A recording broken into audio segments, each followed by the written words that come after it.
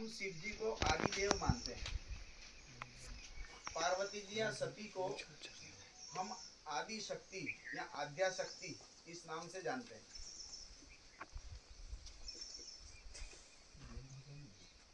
इसलिए हम महादेव जी को आदिदेव भी बोलते हैं और उनकी हम सभी पूजा भी करते हैं। आप सबको ध्यान में आता होगा कि आपके इधर पता नहीं मेरे को, हमारे उधर तो गौरी नृत्य भी करते हैं।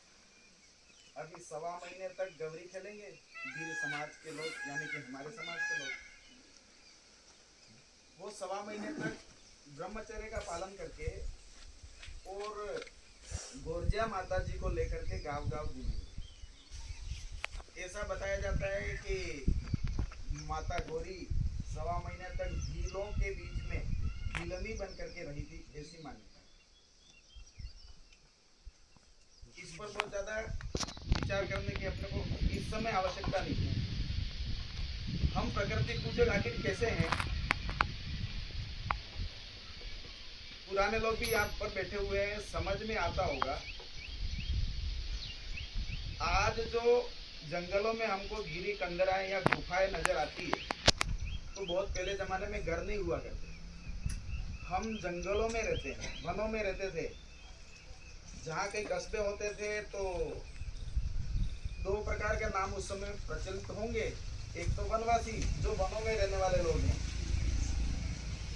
वनवासी में कोई जाति नहीं है, किसी भी जाति का व्यक्ति हो वो वनों में रहता होगा, वो वनवासी। और एक होता है नगरवासी, पूर्ववासी, जिस नगर में रहता हो। क्योंकि नगर के आसपास जंगल नहीं होता है, और जो जंगल में रहता है, वनों में रहता है, वहां पर वन होते हैं। वनों की जितनी भी उपज होती है उसके बारे में वन में रहने वाले व्यक्ति को पूरी जानकारी होती है। अब जानकारी कैसे होती है? तो आप सबको पता होगा, पहले जमाने में, यानी कि आज से 40 साल 50 साल पहले, अगर किसी के फोड़ा फुंसी भी होता था तो हमारे यहाँ पर किसी भी एक जो जानकार होते थे उस जड़ी बूटी को लेकर के और लगा देते थे, वो ठीक भी हो जाता था।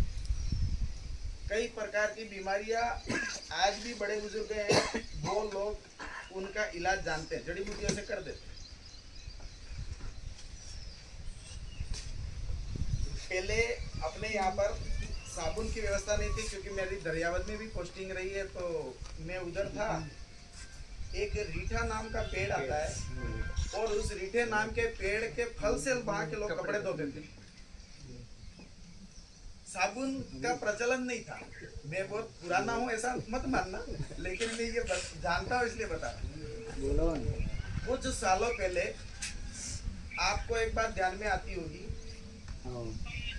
हमारे जाति समाज में नाता प्रथा प्रचलित है।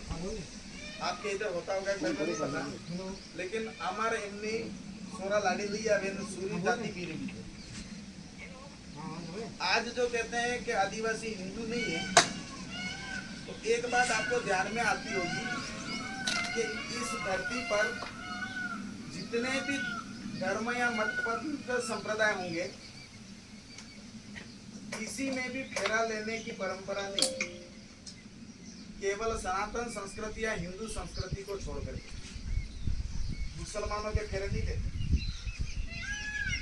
ईसाइयों के फेरे नहीं लेते।